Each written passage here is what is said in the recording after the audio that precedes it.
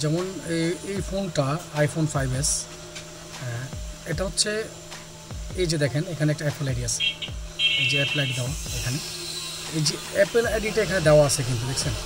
কিন্তু আপনি যখন অ্যাপস ইউজ করতে যাবেন, অ্যাপল স্টোরে গিয়ে যখন আপনি কোনো কিছু ডাউনলোড করতে যাবেন, আমি অ্যাপল স্টোরে গেলাম, এখানে গিয়ে আমি কোনো কিছু একটা ডাউনলোড করতে যাব।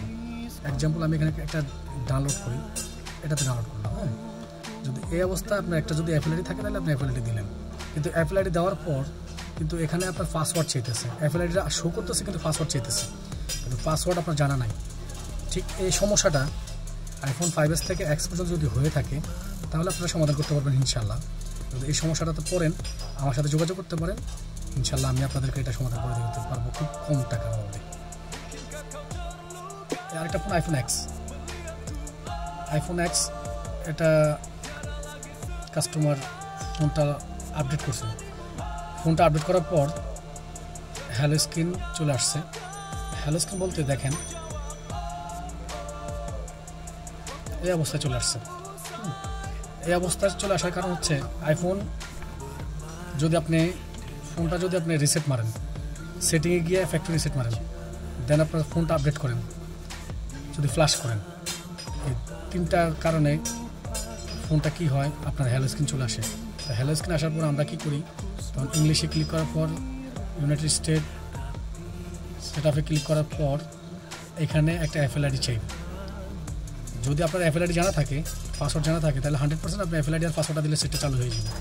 আর যদি অ্যাপল আইডি আর পাসওয়ার্ড যদি আপনার জানা না থাকে তাহলে এটা আপনি চালু করতে পারবেন না।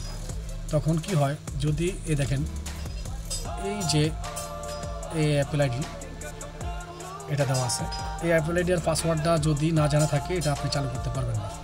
তো এই অবস্থায় আইফোন 5s থেকে এক্স পর্যন্ত যদি সমস্যাতে পড়েন ইনশাল্লাহ আমার সাথে যোগাযোগ করবেন, আমি আপনাদেরকে সমাধান করে দিতে পারবো। যেমন আরেকটা ফোন আইফোন 6,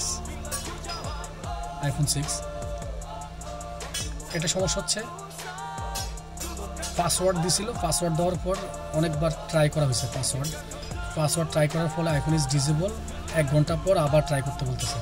তো এরকম আপনার ট্রাই করতে 1 ঘন্টা 2 ঘন্টা হঠাৎ করে দেখেন যে iPhone is disable, iPhone connect iTunes এরকম একটা লেখা আসবে। লেখা আসার পর তখন আর পাসওয়ার্ডও বারবার ট্রাই করার জন্য বলবো না।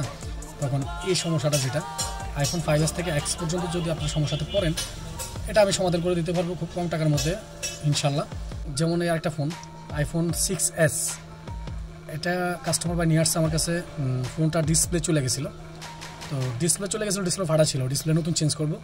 তো টেকনিশিয়ান ভাই নাকি এটার ডিসপ্লে লাগাইছিল, ডিসপ্লে লাগানোর পর ফোনটা আর অন হইতেছে না, অনেকগুলো ডিসপ্লে চেঞ্জ করার পর আর অন হইতেছে না, ব্যাটারি চেঞ্জ করছে তারপর অন হইতেছে না। তো আমি সফটওয়্যার কাজ করে থাকি, পাশাপাশি হার্ডওয়্যার কাজও করে থাকি। তো আইফোনের যত হার্ডওয়্যার সমস্যা আপনারা যদি পড়েন আমার কাছে নিয়ে আসবেন, আমি আপনাদেরকে এটা সমাধান করে দিতে পারবো।